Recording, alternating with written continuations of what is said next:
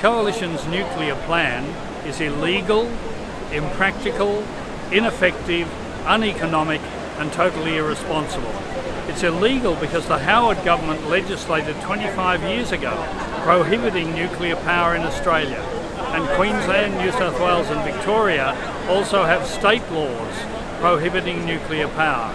Secondly, it's impractical. Nobody in the industry believes we could build 7 nuclear power stations in 10 years.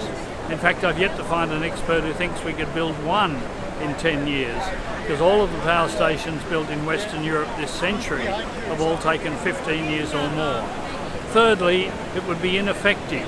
If we were to build 7 nuclear power stations and they were to operate, they would replace about 1/5 of the coal-fired power that will close down in the next decade, and they would produce less than 10% of our electricity needs. Fourthly, it's uneconomic. CSIRO and the Energy Market Operator do an annual study showing that nuclear costs at least twice as much as solar and wind with storage. And that's why, if you look at the world picture, last year the world commissioned 660 gigawatts of new renewables and 4.3 gigawatts of nuclear. The world is going all in on renewables because they're cost effective and they don't produce the problem of radioactive waste. Finally, it's irresponsible because it would mean continuing to burn coal, burning increasing amounts of coal to produce the tons of steel and concrete and uranium that would be needed for nuclear power. In fact, we would produce at least 1 million tons more carbon dioxide to accelerate global warming if we were silly enough to go down the path of building nuclear power stations. It makes no sense at all in Australia in 2025.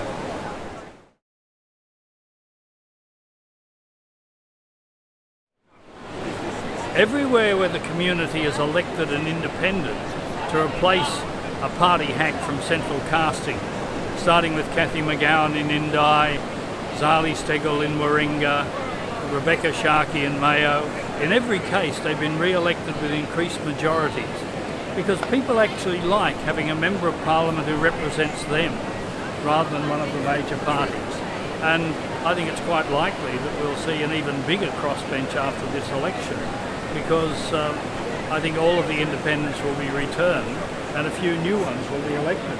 Yeah, so that we might have the best of all possible worlds, a Labor government having to negotiate with Greens and crossbench. We like the Gillard years, a much more progressive government than either a Labor or a coalition government that has a majority. I think what we've got to understand, Australian people have got to understand more strategic preferential voting. In other words, put independence at the top first, and put the 2 big parties down the bottom, maybe One Nation after them, but whatever. One Nation and family first after them, but yes. But then make sure you strategically place all the independents, the Teals and the Greens, above the 2 main parties.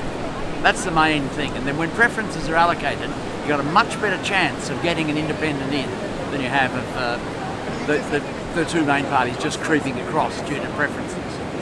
And then there's a real chance that we have a parliament that actually does what the people want, which is have more action on climate change. Exactly. I think that the main issue is that most people are now fed up with the 2 main parties because they just haven't done the promises that they told the people to get them voted, but then they just did what the big oil companies, coal companies wanted them to do. And so we've seen 32 approvals of new coal mines and expanded gas fields, and it's incredible that they just ignore the people that vote for them. So that's where independents will come in, and the Greens, who don't take donations from the big corporates, and that's very important because state capture is the problem that we face, and we've got to get something through legislation that actually limits donations from the big corporates, because that capture is real and they just do whatever they want. They write the policy for coal and oil. That's right. Yeah. And those big companies, they make huge donations to both sides of politics, and they're not philanthropic organisations. They don't do it out of generosity. No way. They do it in the expectation of getting a return, of a reward to increase their profits. That are the sort of things they want to see. And most of the profits are overseas, of course. They're not kept in Australia. Big overseas-owned companies Well, Richard Dennis makes the point that Norway taxes the gas companies and provides free university education. We allow the gas companies to get away with paying no tax, and we saddle kids with a debt of $30,000, $40,000, $50,000 to get a university education. Ridiculous, isn't it? It's really dumb. But we allow big gas to export our gas and pay no tax. It's criminal. Of course, when that forces the Australian price of gas up, because they get a better price overseas and they have to match it in Australia, and they sell the same gas for the price that they get overseas. Well, I mean, no nuclear. This is what we're here for, and it just surprises me that people don't understand the really big issues with nuclear that we're not hearing enough of.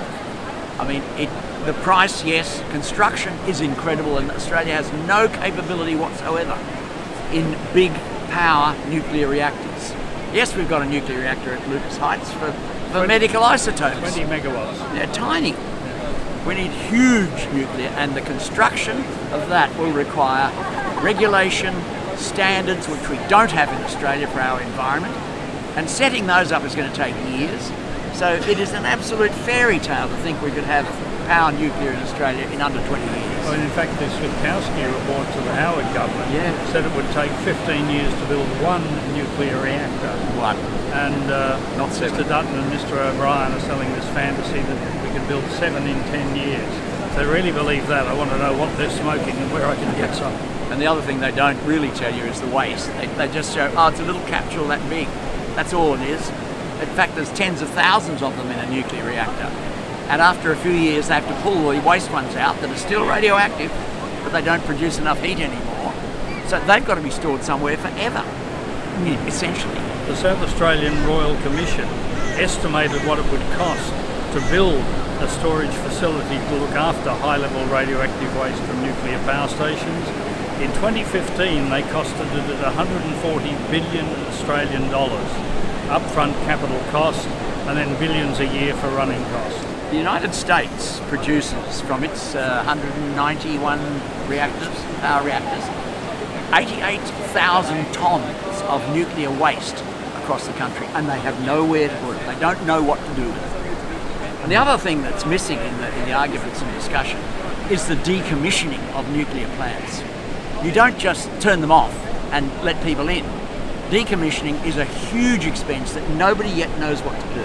Well, we have an idea though. The UK have now set up a nuclear decommissioning authority, and their projected budget is 250 billion Australian dollars to decommission 10 disused reactors. Yeah. That's 25 billion per reactor, and that's comparable with the construction cost to decommission it and make the site safe. And none of that's been included in the costings that Dutton's been putting forward. But at the end of life, they sit there, still radioactive. Look at all the ones that have in UK. There's 2 or 3, I think, that are just abandoned and left, and they don't know what to do with them because of the cost that Ian was talking about.